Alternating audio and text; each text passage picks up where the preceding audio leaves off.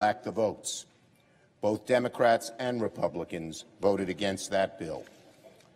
The reason the Republican majority had such difficulty finding consensus is they could never get a firm grip on what the president of their party wanted to do. These days, you never know who to deal with when it comes to the Republicans. The Republican leaders told me to work out a deal with the White House.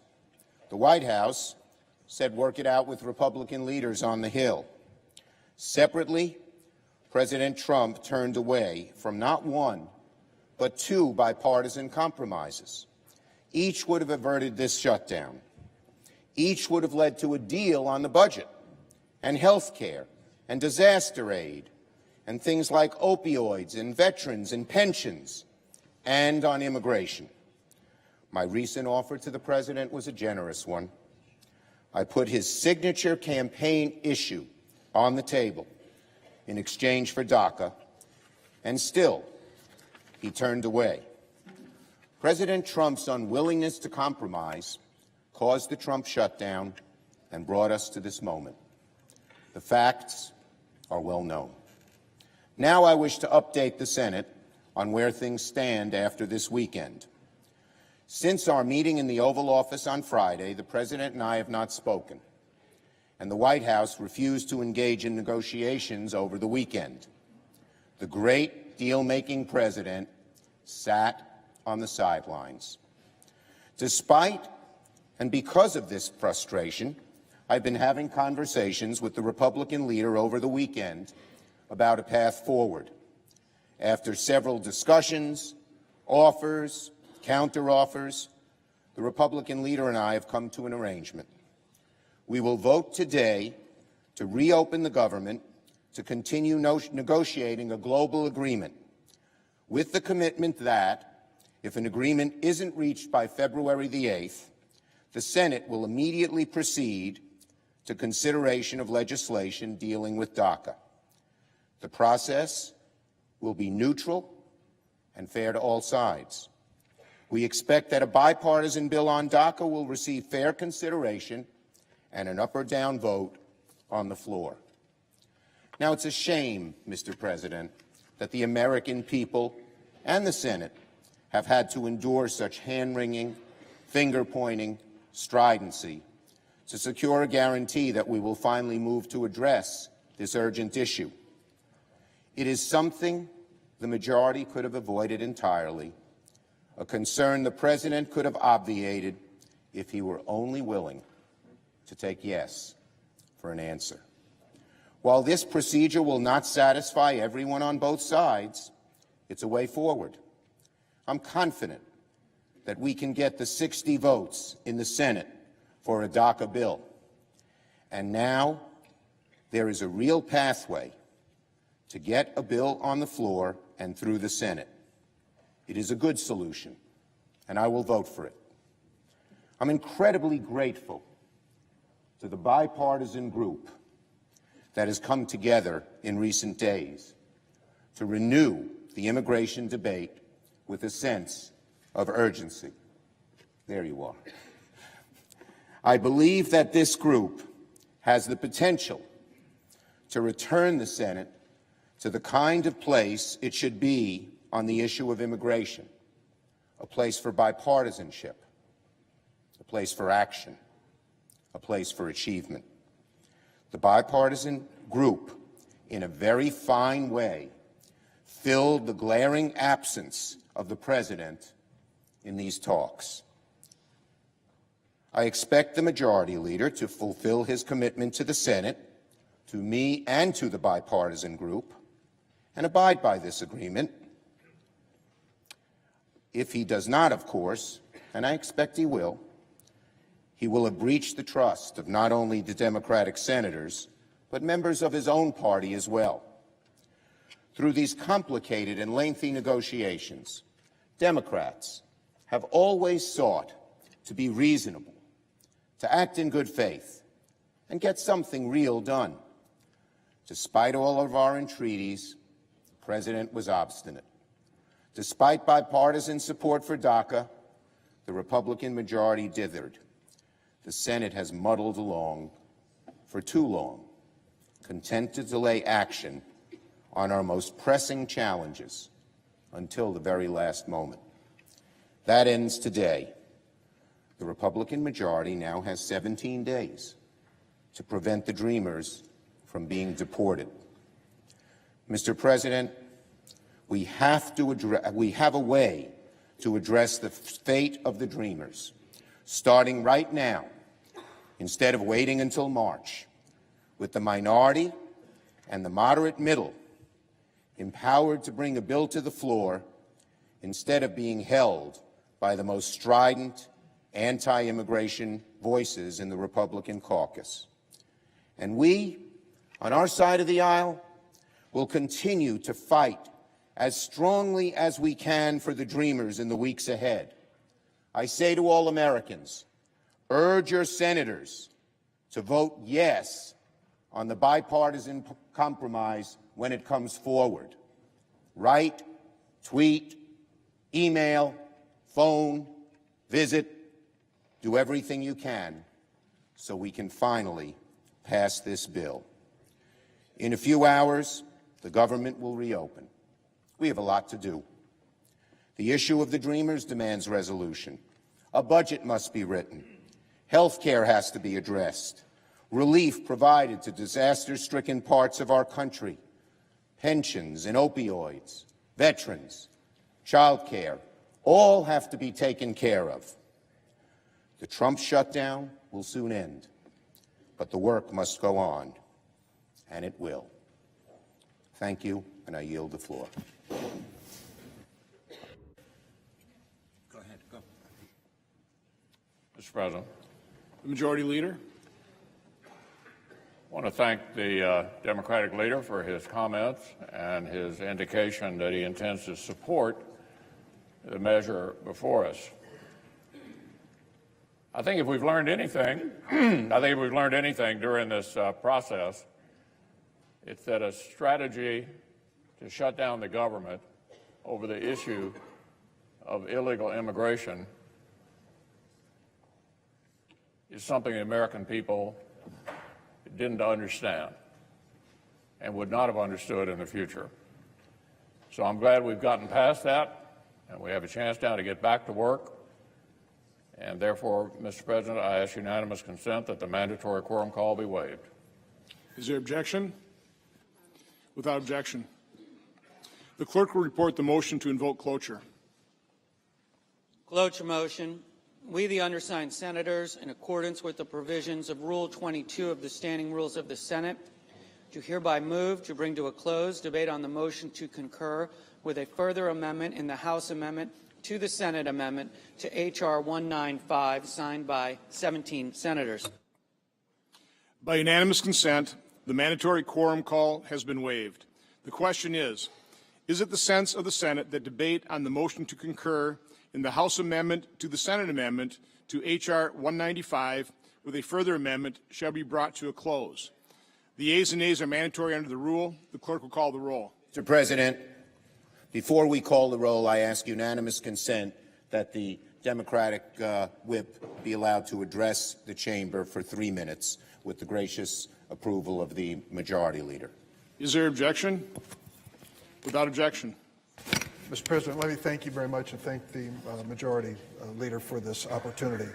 And let me thank my friend, my colleague, and our leader on the Democratic side for his passionate personal commitment to this issue involving the Dreamers and DACA.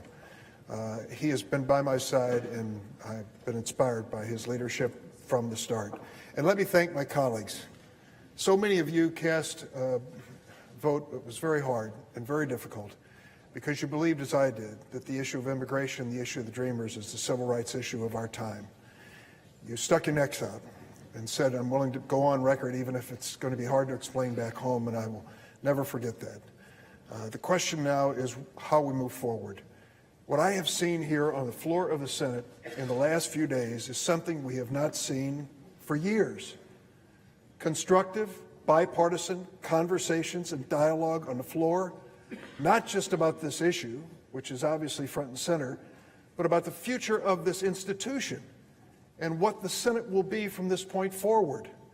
That to me has been encouraging because it says to me that we do have an opportunity to work together.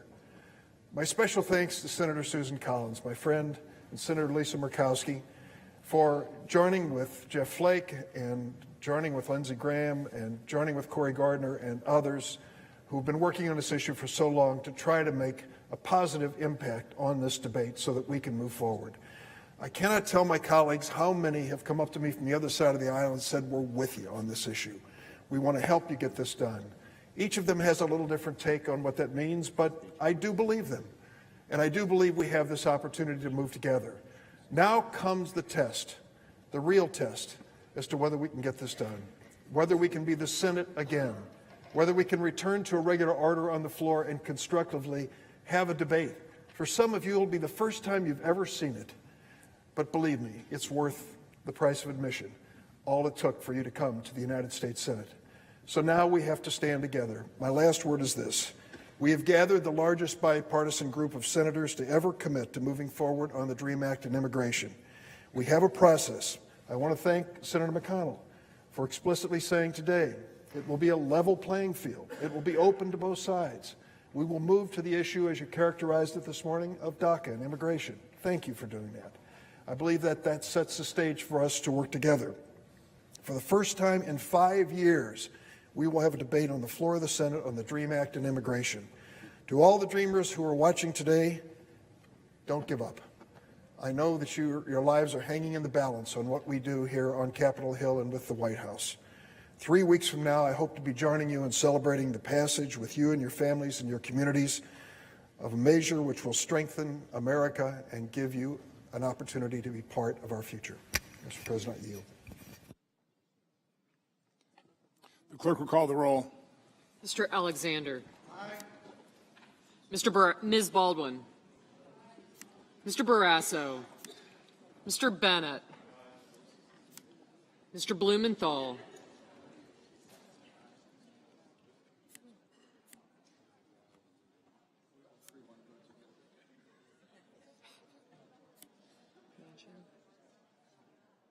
Ms. Collins. Yes.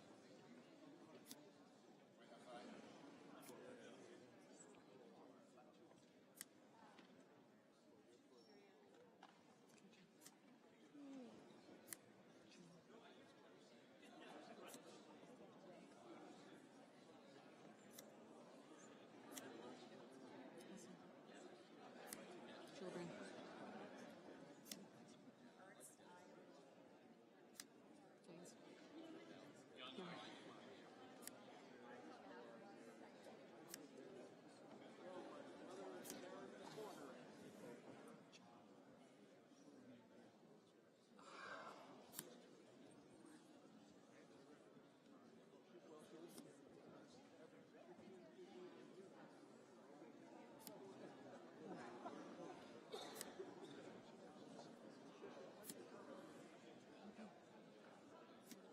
Mr. Blunt.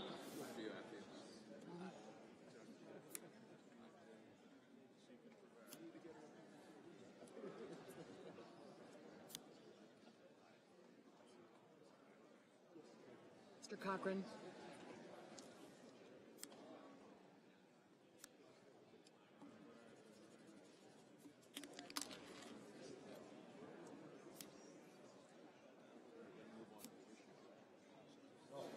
Gotcha. Mr. Booker. Mr. Bozeman.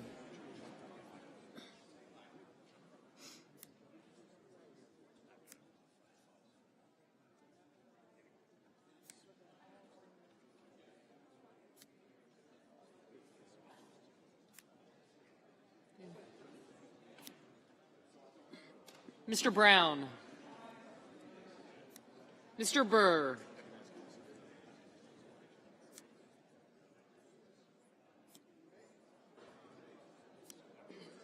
Ms. Cantwell. Mrs. Capito. Mr. Cardin. Thank you. Mr. Carper. Mr. Casey. I did, thanks. Mr. Cassidy. Mr. Cochran. Ms. Collins.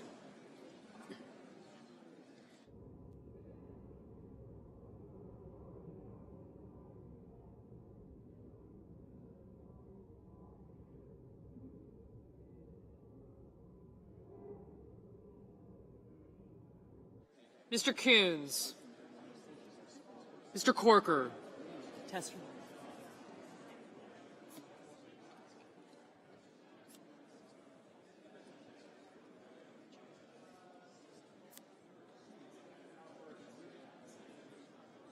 Mr. Cornyn.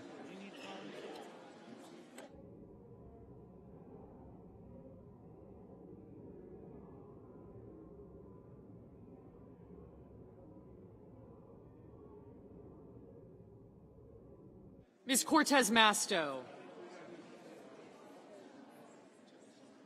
Mr. Cotton. Mr. Crapo. Mr. Cruz.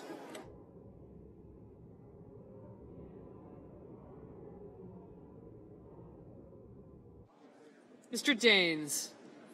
Mr. Donnelly. Ms. Duckworth. Mr. Durbin.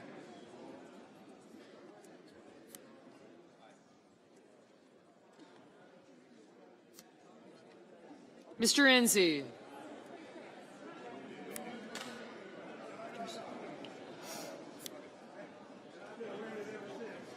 Mrs. Ernst. Mrs. Feinstein. Mrs. Fisher. Mr. Flake. Mr. Gardner. Gotcha. Mrs. Gillibrand. Gotcha.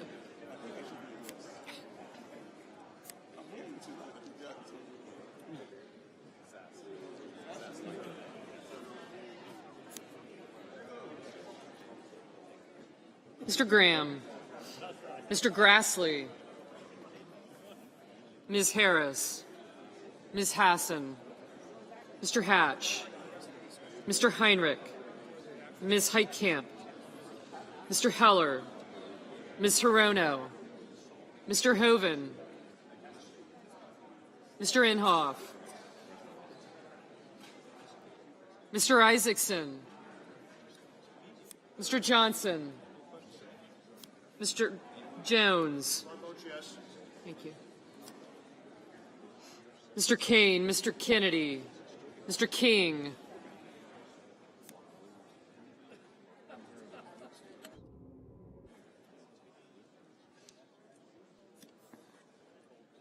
Ms. Klobuchar, Mr. Langford, Mr. Leahy,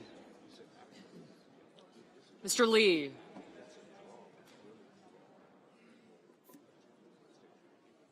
Mr. Manchin, Mr. Markey,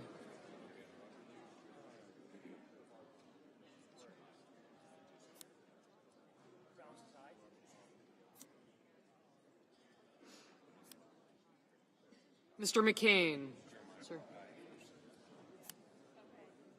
Mrs. McCaskill,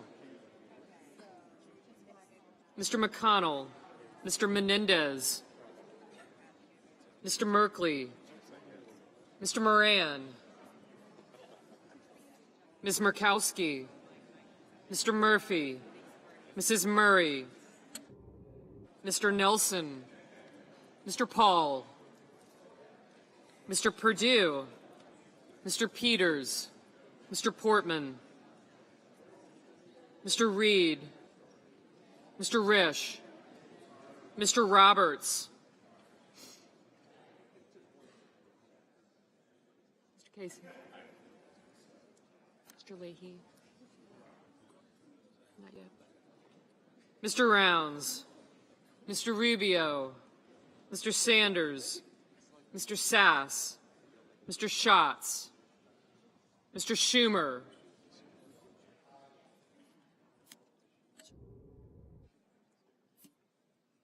Mr. Scott, Mrs. Shaheen, Mr. Shelby, Ms. Smith,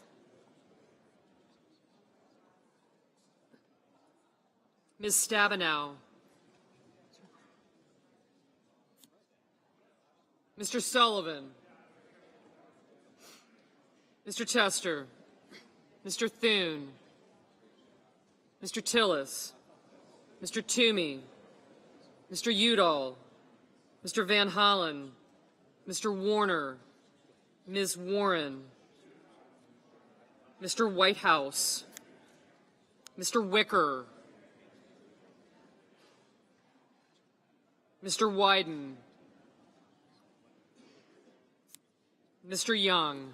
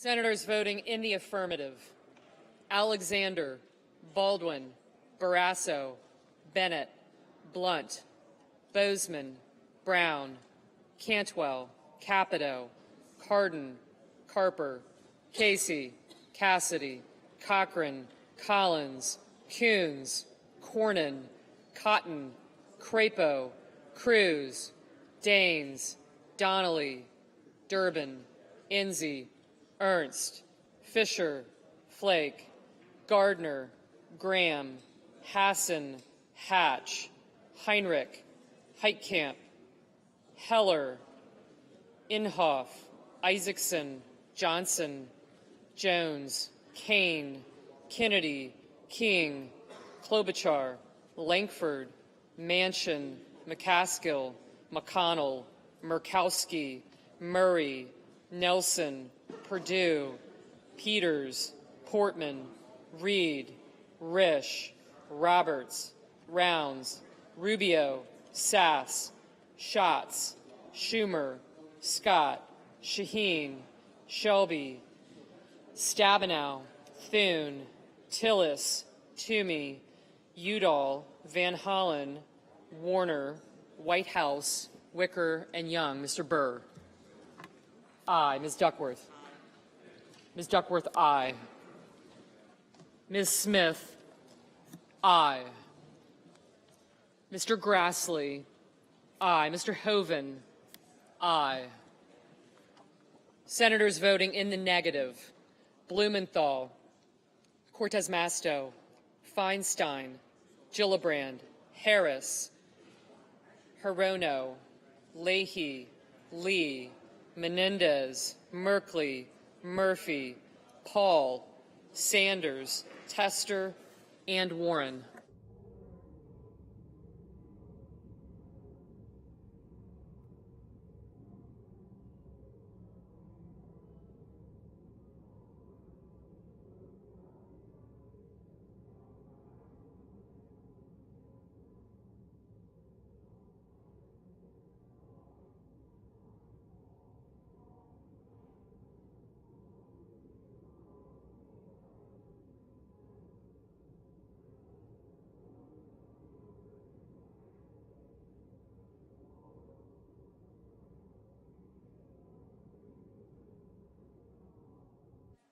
Mr. Wyden, no.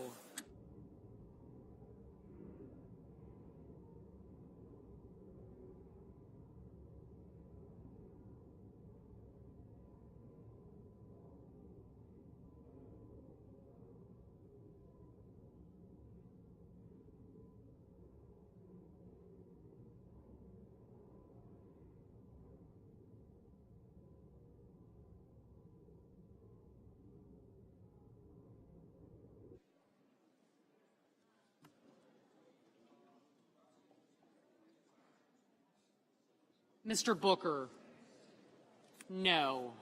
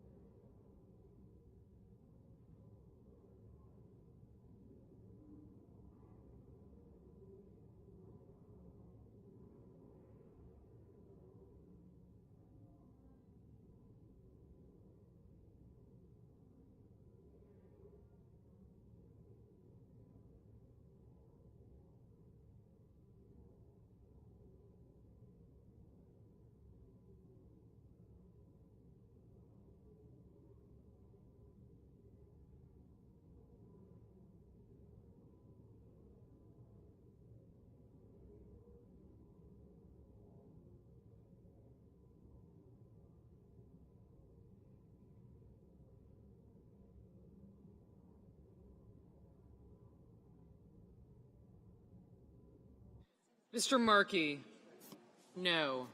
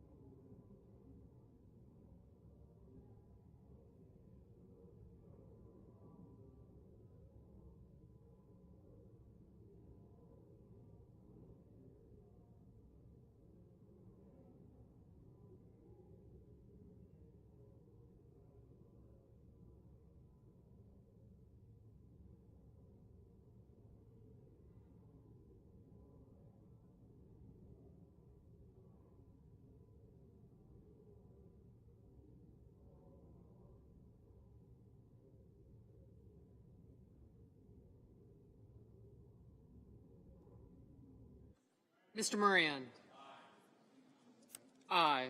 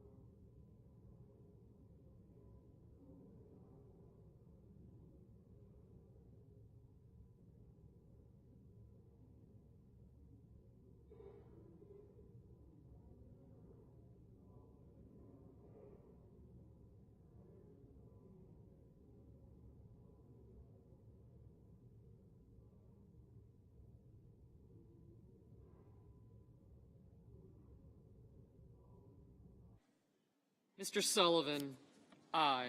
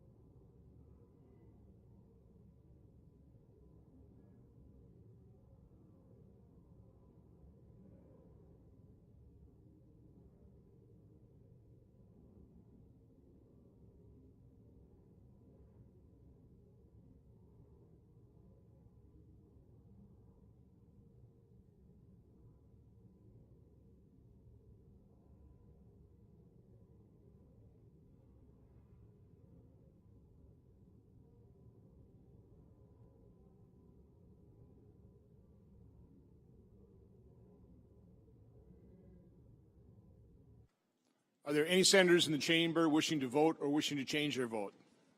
If not, on this vote, the yeas are 81, the nays are 18.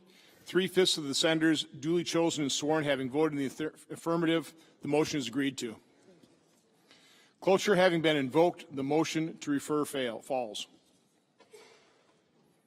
Mr. President. Senator from Maryland. Thank you, Mr. President.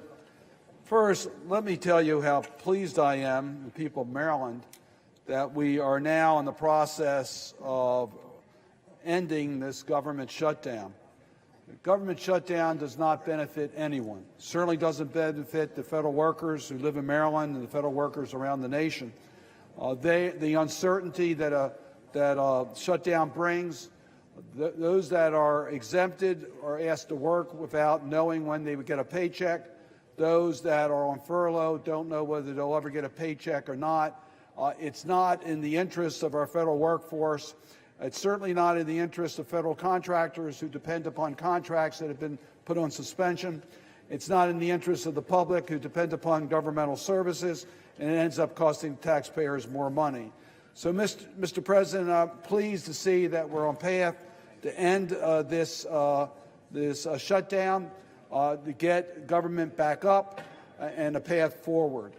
I also am pleased that we've at least accelerated by 2 weeks the deadline for getting a budget done. Many of us have expressed major concern about continuing to operate under a continuing resolution. That makes no sense. We heard from the Department of Defense that they cannot keep our country safe on continuing resolutions. We know that agencies, when they're trying to plan their mission, cannot operate on continuing resolutions.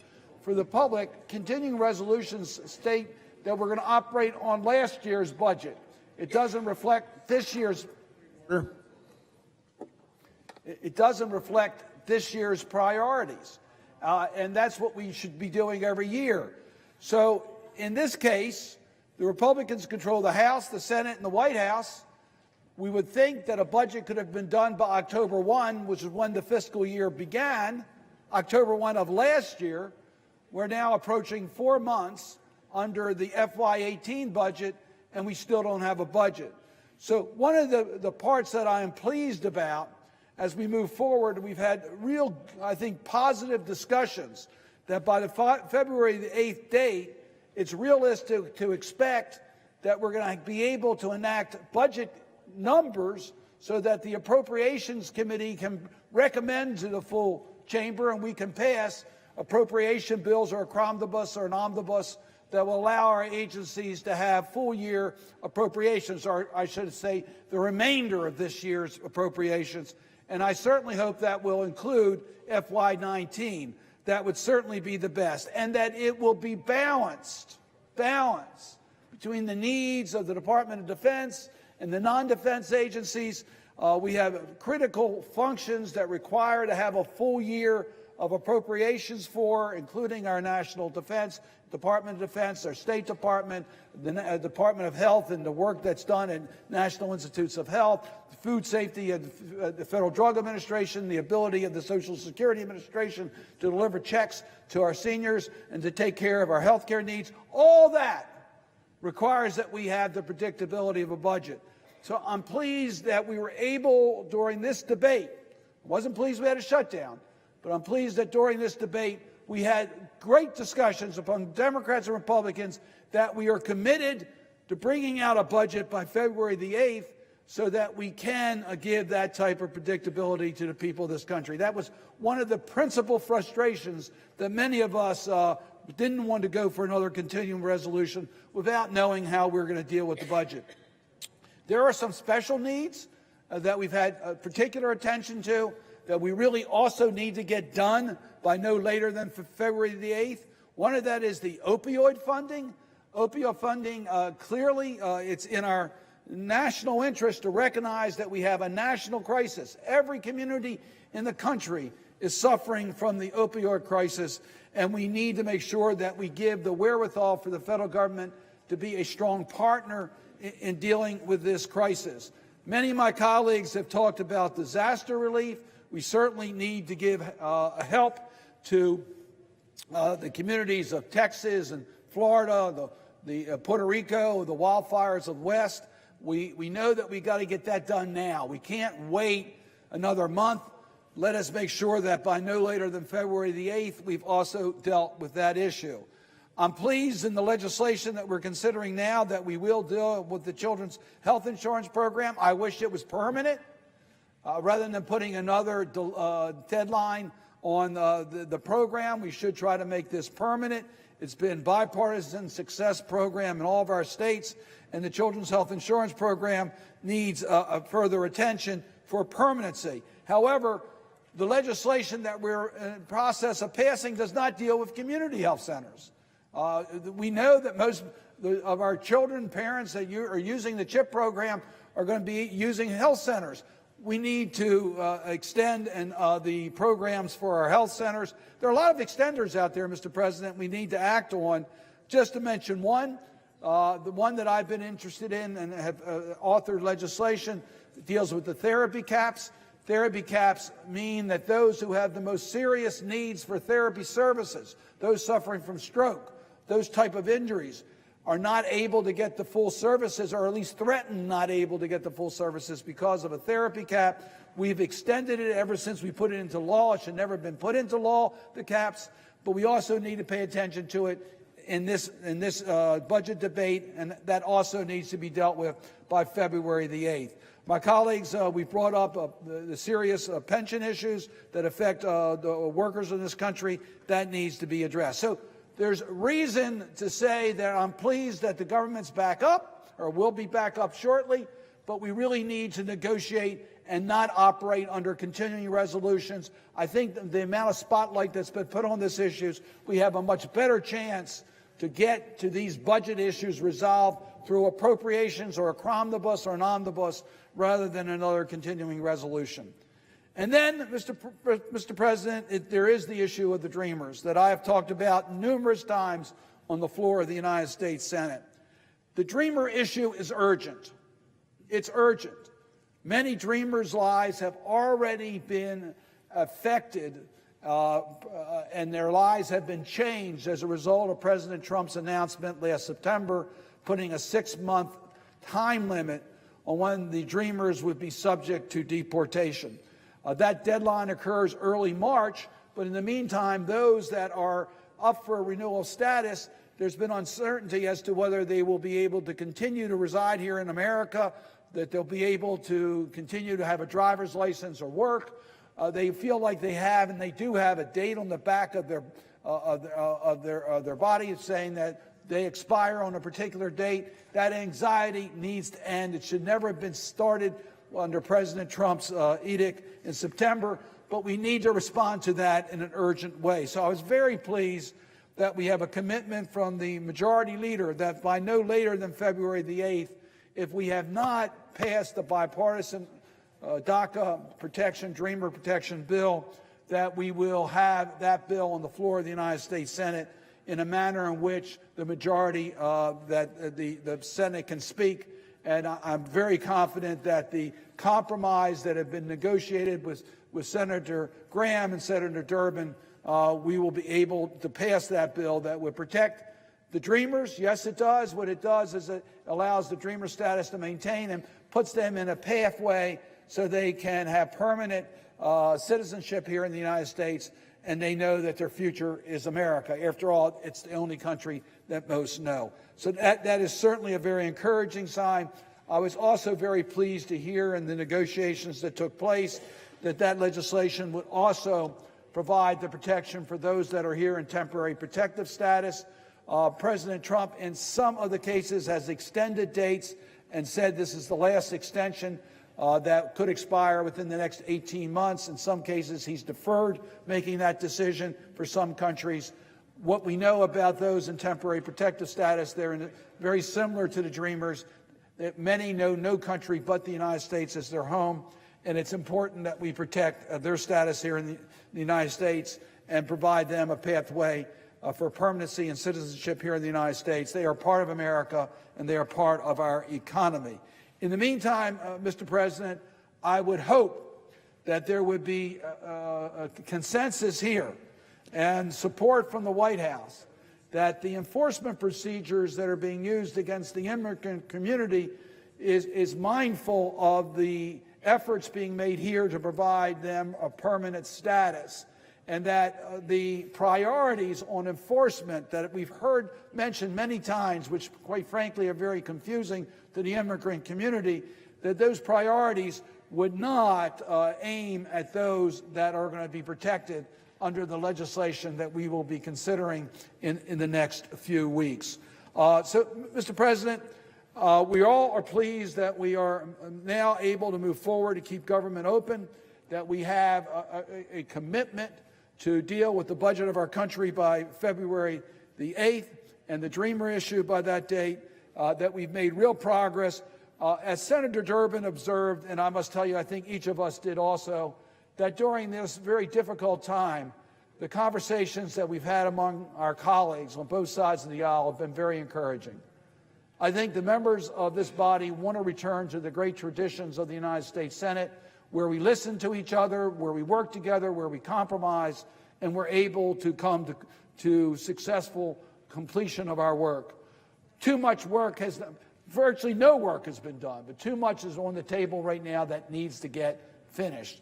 And let us take advantage of these next few weeks to show the American people that indeed we will work together in the best interest of our country, putting partisan politics aside, dealing with our budget issues, dealing with our immigration issues, dealing with our health care issues, dealing with our pension issues. We can do the people's work. Let's get that done, and let's start right now in getting that work completed. With that, Mr. President, I would suggest the absence of a quorum. Clerk, call the roll.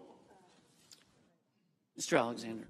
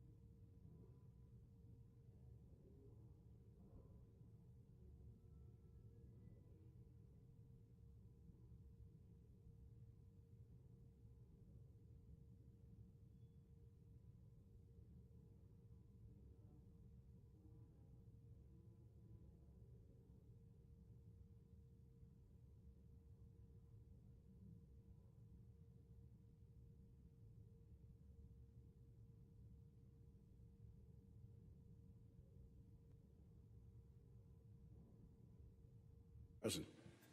Senator from North Carolina. Mr. President, I ask unanimous consent to vitiate the quorum call. Without objection. Mr. President, the United States Senate has just done the right thing. And in a matter of hours, hopefully, the decision to fund the government, to put people back to work, will find its way to the House of Representatives, and I'm sure that there it will find a quick agreement. And tomorrow, everybody will be back in place, and both the House and the Senate can work aggressively between now and February the 8th to make sure that this doesn't happen again and that we bring permanency and certainty to the funding. Mr. President, the Vice Chairman of the Intelligence Committee and I were notified when the House CR appeared that there was language in it that was different than in the past. And the language is in Section 148 of the CR, and it's of concern to the Intelligence Committee. And let me just read the language. Section 148, funds appropriated by the Department of Defense Missile Defeat and Defense Enhancement Acts, Appropriation Acts of 2018, Division B of Public Law 115-96, may be obligated and expended notwithstanding Section 504 of the National Security Act of 1947.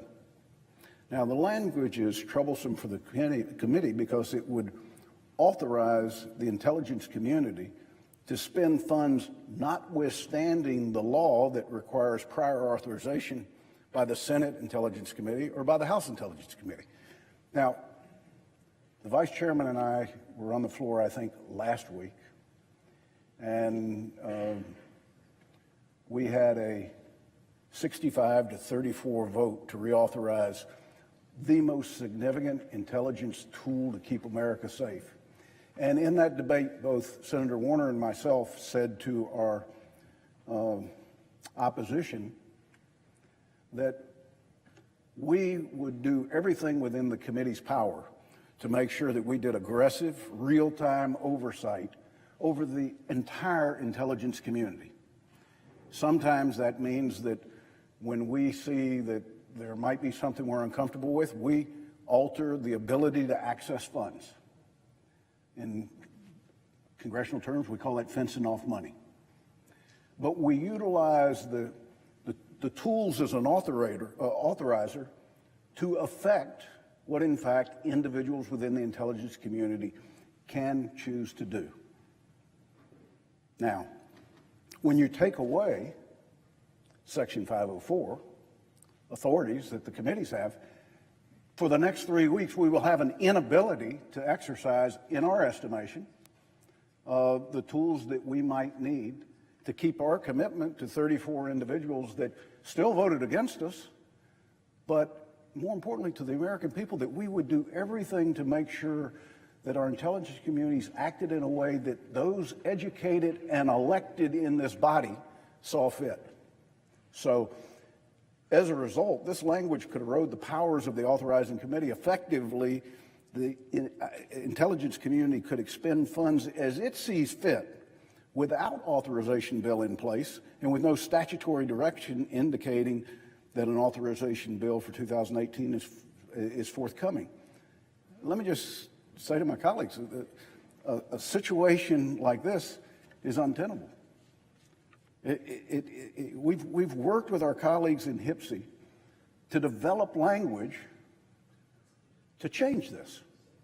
And I might say we've had a couple of opportunities to do it, and we should have done it literally when we changed the date of the CR.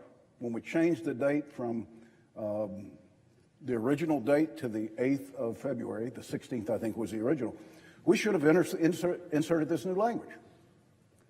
But because there's a fight between appropriators and the Intelligence Committee in the House,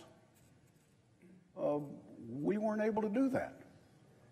And I have a feeling that Senator Warner and I are going to find that there's now a fight between the Intelligence Committees and the appropriators in the United States Senate. because I fear somebody might object to the unanimous consent. I will ask after Senator Warner speaks. But let me read for you, Mr. President, what the committee has come up with.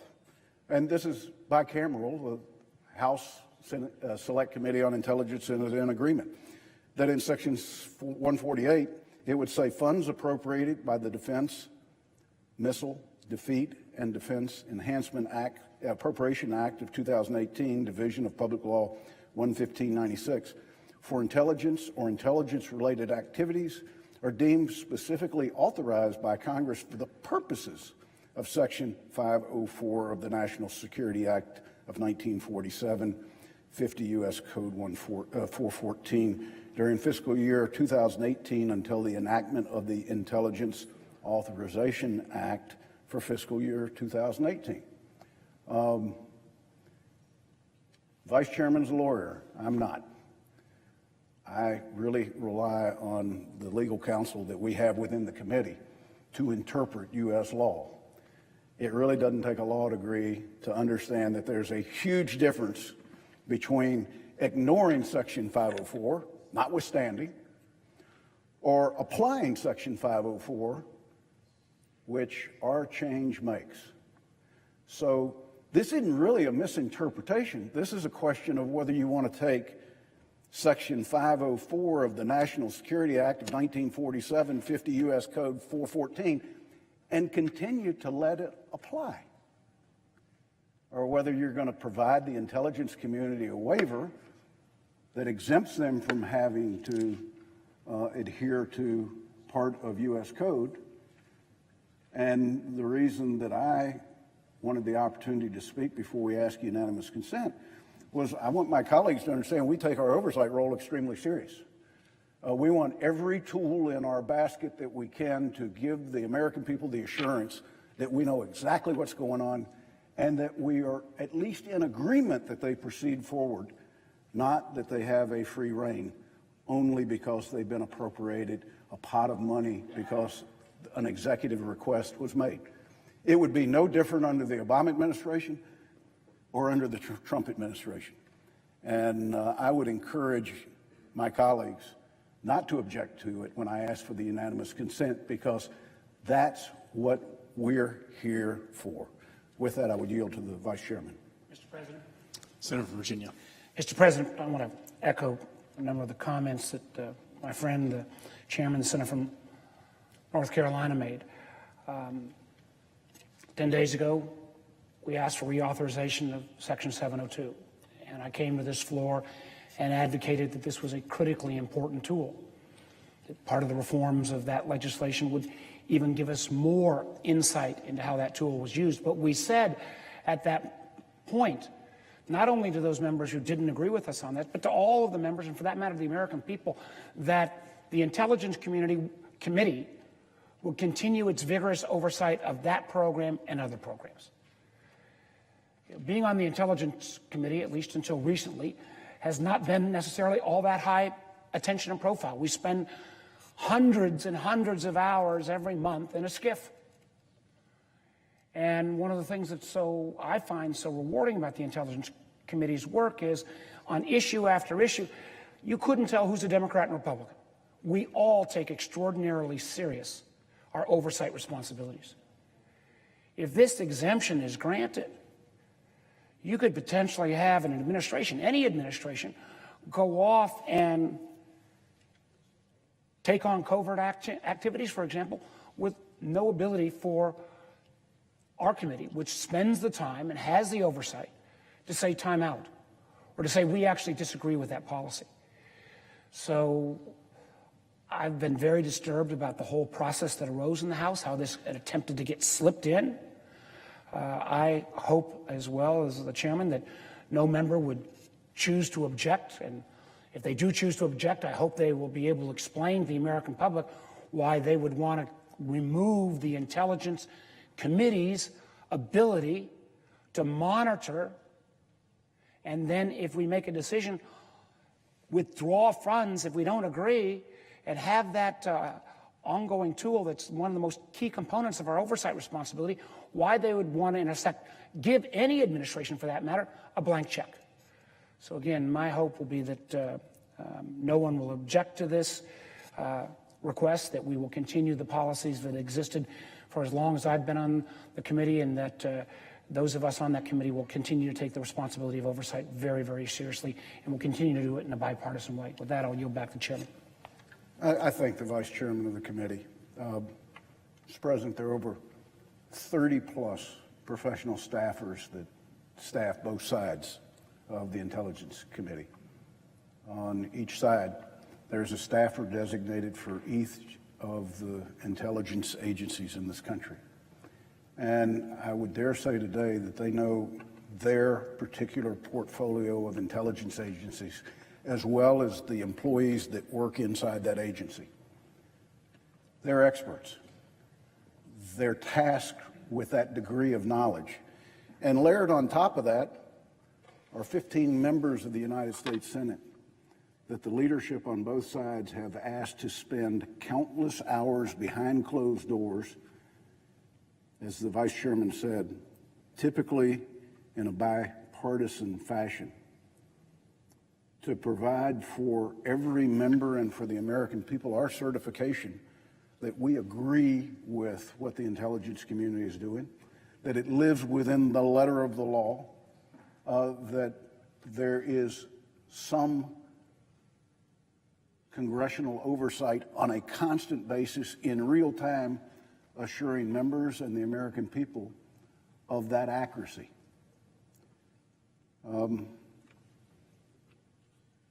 Why would you take away the tools that we have to actually hold them accountable?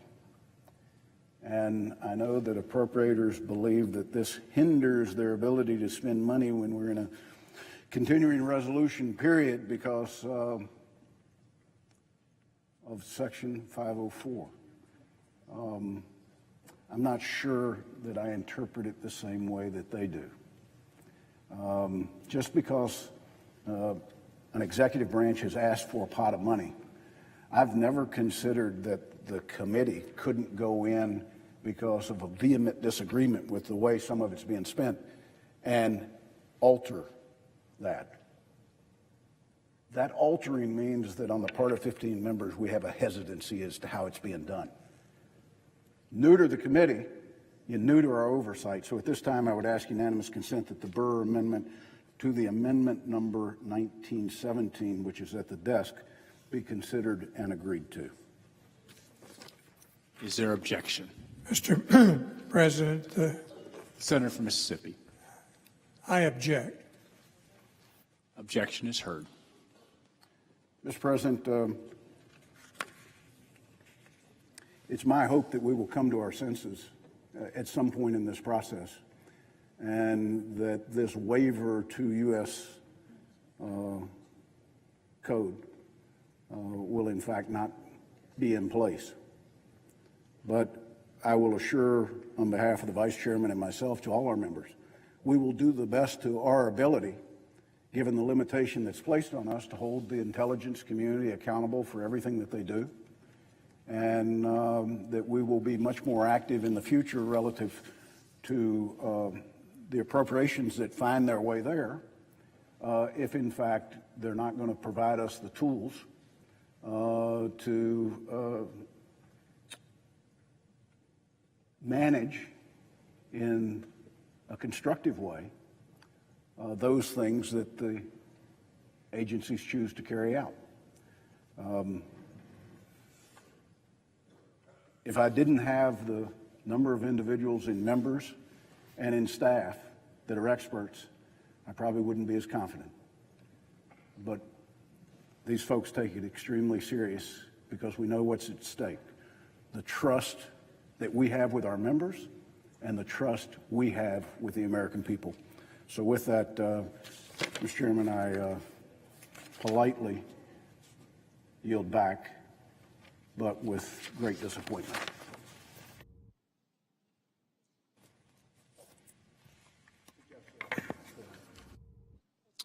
Clerk will call the roll. Mr. Alexander.